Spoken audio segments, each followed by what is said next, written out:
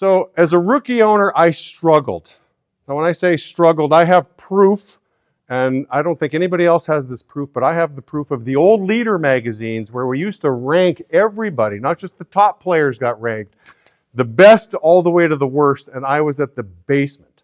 Okay, I was the worst owner in the company. I had my one guy, I had Kemosabe in the office, and I'm like, hey, Kemosabe, like, we got him right where we want him. We're going to pass him one at a time until we're number one, right? So trying to make light of a bad situation, but I ran a really bad business. And I judged my success based on how many people I could help get into business for themselves. After all, isn't that what the business is all about, right? That's the story I heard. Hey, you got to be a promoting owner, Jamie. And after 2 years, I had a pretty miserable score, considering I didn't help anybody get into business for themselves. So I really wasn't drinking the Kool-Aid a couple years into the business. I'd come to a conference like this, and I'm like, I'm just not feeling great about myself. But then a couple of things happened. 2 things in particular happened, okay? One was I had ex-reps reaching out to me. Okay, with the invention of social media, that helped. I had people kind of reaching out like, Jamie, I don't know if you remember me, bud. And I was getting a lot of praise. And I'm thinking to myself, like, you're thanking me for the opportunities, what they were doing. And I'm like, what are you thanking me for? I failed you. You didn't become an owner in the company. I must have done something wrong. So I was a little disillusioned. But they kept telling me that they learned a ton. And now they are succeeding in their employment because of the experience. So that just kept happening. I kept hearing some of that. And then the second thing that happened is I was introduced to John Wooden's books and teachings and lectures.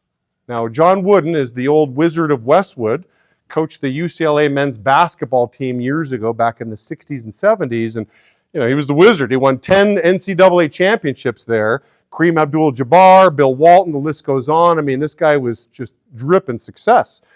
And so I really liked what I was hearing from Coach Wooden. I started morphing a lot of my coaching style based on how he coached his players. And it kind of got me thinking, like, I would have to believe that most players that went to UCLA, I'd have to think that most college players today have a goal of getting into the NBA. They have a goal of going pro. Maybe not everybody, but I'd have to think most of them are hoping this happens to them. And I tried looking it up. I Googled it. I'm like, what % of John Wooden's players went pro? And I couldn't get the stat. But let's be generous and say it was 5%, 1 out of 20. That means 95% of his players did not go pro. And they ended up working in industries unrelated to basketball. And so it kind of had me thinking, how did Coach Wooden define success himself? Like, if he used the same measuring stick that I did, like, well, if they don't become business owners, you know, they're failing. And if it's Coach Wooden, like, hey, if my players don't become NBA players, then I must have failed them. Something tells me he didn't look at it that way. You know, he was all about adding value to every player.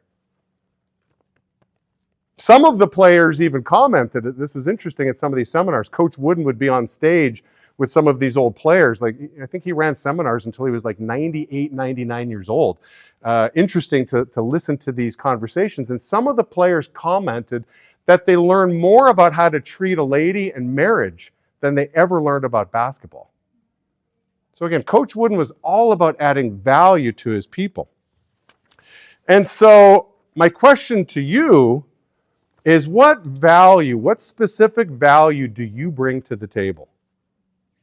You have the chance to positively influence the people that join your business, whether it's for a season or a lifelong relationship. And I'd like to believe that all of us hope that we can leave people better than we found them.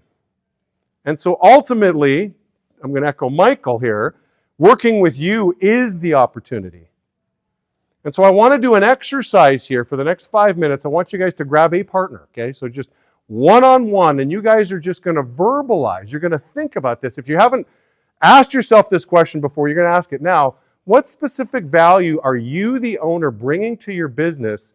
You can jot down some of these bullet points, but I'm hoping you guys can come up with 2 or 3 bullet points each as you discuss what value you're bringing to the table. I mean, have you guys had this, have you done this exercise before? Have you ever like really sat down, pen to paper, and asked yourself like, what value am I really bringing to the table? Well, the first time that I asked myself this, because I'm like, gee, I gotta add some value. What am I bringing to the table? The first thing I thought of, and maybe you guys thought of this too, is I was thinking, well, I bring relationships to the table, right? I'm building rapport and a relationship with people. And I started thinking like, well, can't my people get that from their high school buddies? And can't they get that from their college buddies?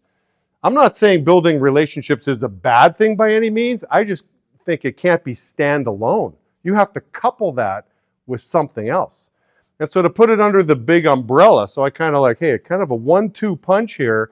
I'm bringing a real personal relationship to the table. And then 2 is I'm going to do my best to be a model of success and significance.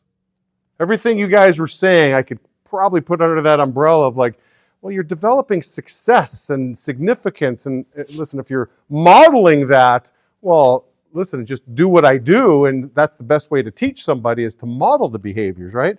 And so I was just thinking like, you know, your personal interest in each person's success, I mean, that's significant. I mean, it's not like that happens at every company they're going to work at. Like how many companies do they really take a personal interest in you, the person, and your well-being? I think most places in corporate America, that's absent. That's kind of missing. So that's kind of a big deal. Success that you're leading by example with your work ethic, your attitude, intensity, how you treat people. I mean, you're definitely modeling success. You're modeling success when you create a great culture of growth, fun, and money making. And I think it's significant, again, success and significance. I don't think it's an or thing. I think it's and. Developing important skills like sales, recruiting, campaign development, and management. I mean, what does the market pay for those skills? The market pays a lot for those skills. So when you really stop to think about it, we really are offering the best game in town. And in my opinion, that's the key to being a great recruiter. It's understanding your value add and fine-tuning the belief that you are making the world a better place with each new relationship in your company.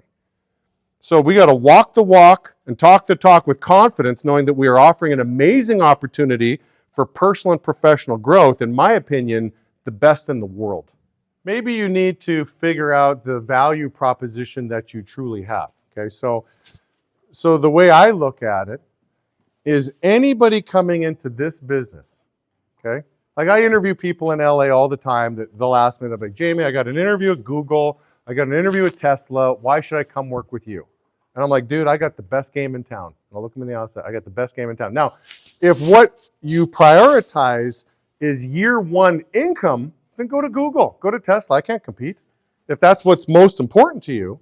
But if what's most important to you is you want to grow, and you're going to get to work side by side with the owner of the company, chances are you go work with Tesla, you'll never meet Elon Musk.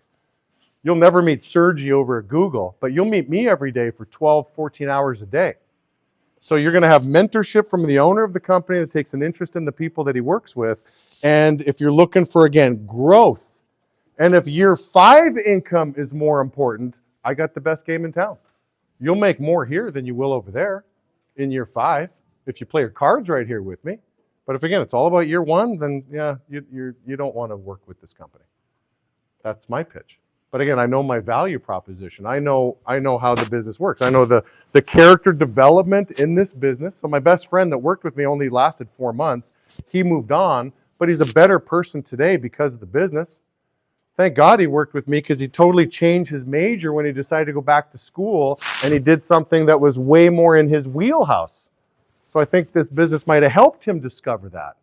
After you talk to enough people out there that are doing the job you thought you wanted to do, and then you realize, oh, I guess that's not the job I want to do. Like, there's major value that we have to offer.